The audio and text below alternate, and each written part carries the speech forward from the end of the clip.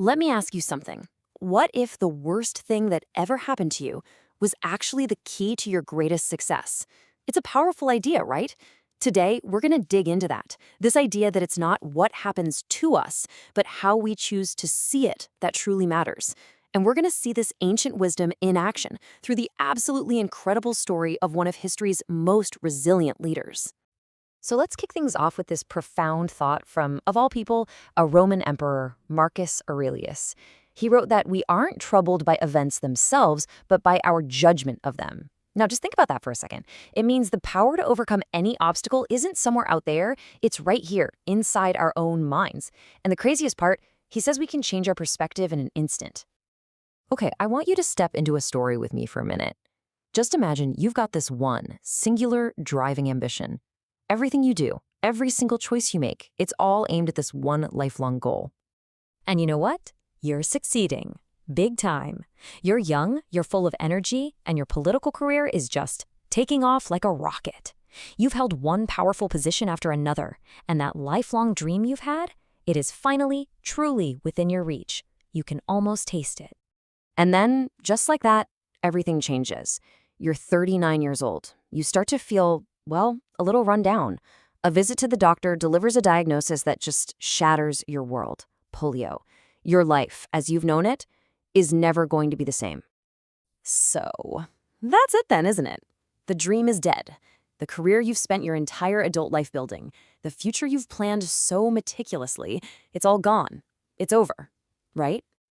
Well, this isn't just some hypothetical I cooked up. This is the true story of Franklin Delano Roosevelt, a man who, after receiving this very diagnosis, would go on to become one of America's greatest and longest-serving presidents. You see, it's absolutely impossible to understand the kind of leader FDR became without first really understanding this pivotal moment, this interruption, and more importantly, how he chose to see his own disability. This slide just lays it out perfectly. It separates the situation from the judgment, exactly like Marcus Aurelius advised. The situation, the hard, cold, unchangeable fact, was that polio crippled FDR's body. But his judgment of that fact, that was something else entirely. He absolutely refused to let it cripple his career or his spirit.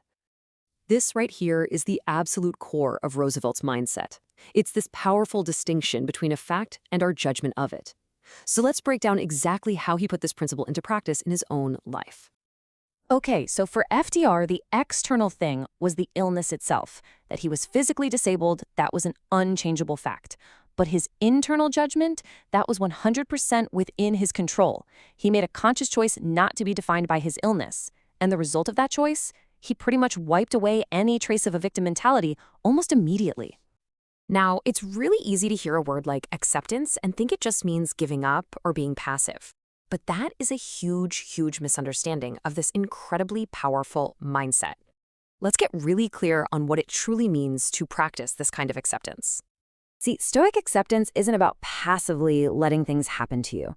It's actually the opposite. It's about having the clarity to see what you cannot change so you can pour every single ounce of your energy into the things you can.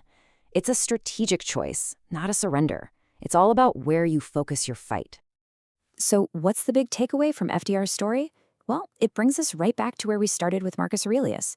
The things that happen to us, they're just things. They're neutral. The distress, the struggle, the suffering, that all comes from the story we decide to tell ourselves about those events. It comes from our view of them. And that leaves us with a question to think about in our own lives. Because we all face external challenges, obstacles, setbacks, misfortunes. That's just part of being human.